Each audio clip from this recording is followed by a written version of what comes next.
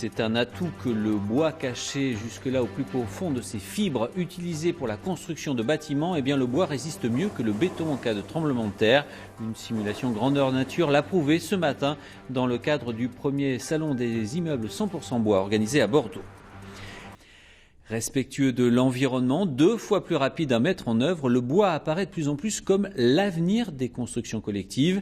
Un nouvel avantage vient même de lui être attribué, sa capacité à absorber les tremblements de terre. Expérience menée à Bordeaux à l'occasion du tout premier salon des immeubles 100% bois. Guillaume Dequet, Christelle Arfet.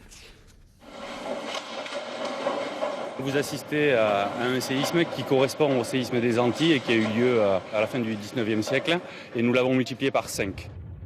Le tremblement de terre d'Arête, 4 fois moins puissant, avait en partie détruit le village béarnais en 1967.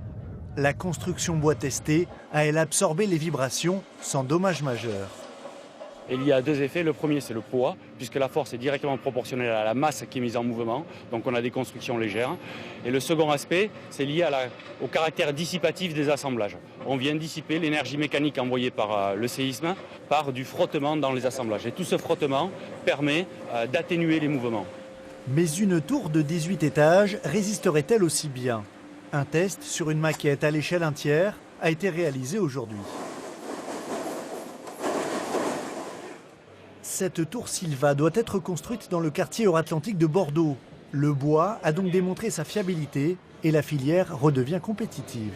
Aujourd'hui, la construction bois, c'est entre 5-10% de plus. Mais tout ça va évoluer par les systèmes constructifs, par le développement de ces filières et nous allons arriver économiquement à être au même prix. Avec ses 56 mètres de hauteur, la tour doit être achevée en 2020. La majorité des 4500 mètres carrés de bois nécessaires vient de la forêt des Landes.